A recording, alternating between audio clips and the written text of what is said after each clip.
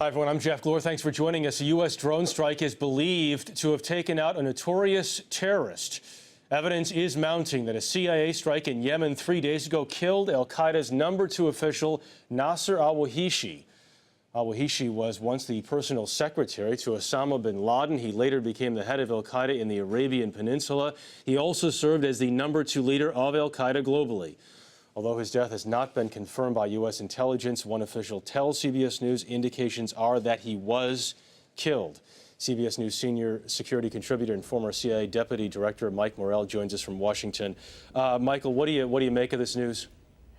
Jeff, if this turns out to be accurate, if it turns out that Wahishi was killed in this strike, then I think this is the most significant counterterrorism action by the United States since the killing of Osama bin Laden in 2011. Why is that?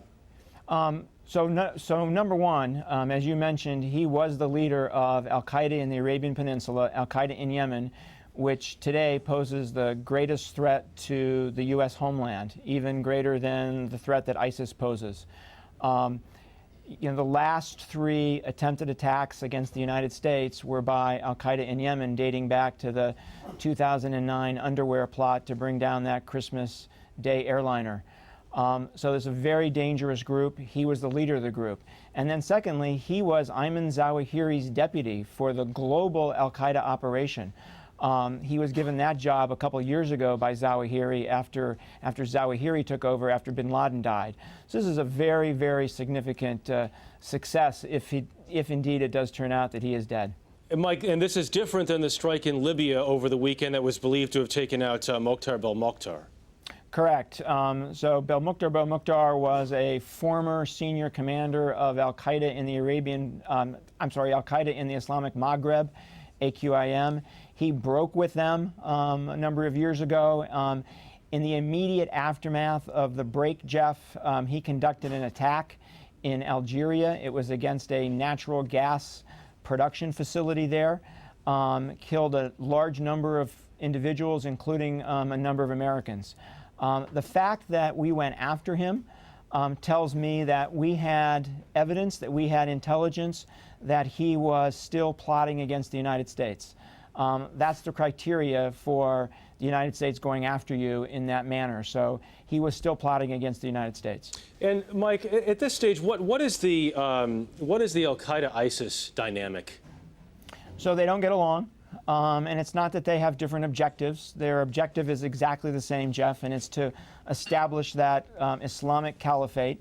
And they both believe that that violence is necessary, appropriate, in fact required, right, to achieve that caliphate. Both believe that you eventually have to defeat the United States in order to establish and maintain the caliphate. The real difference between the two, Jeff, is that ISIS doesn't want to fall under the al-Qaeda banner.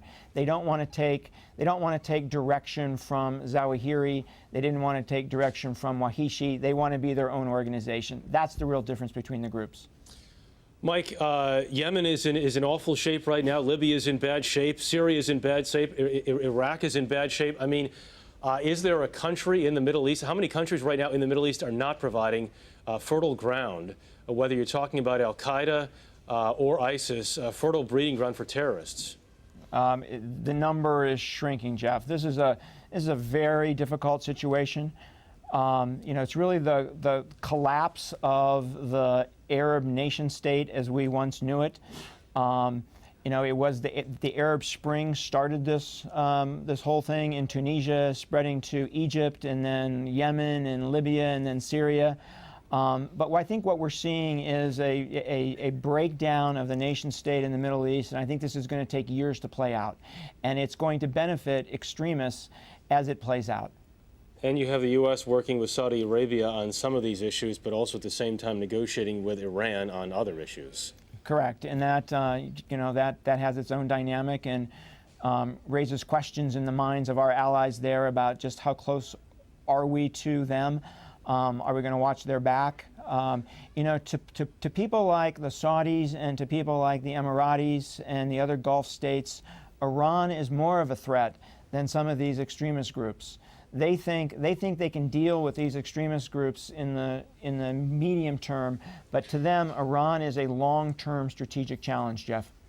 All right, Michael Morell joining us from our D.C. bureau after what appears to be a significant drone strike taking out Nasser al-Wahishi, al-Qaeda's #2 AQAP. Michael, thank you very much. Appreciate your time. You're welcome, Jeff.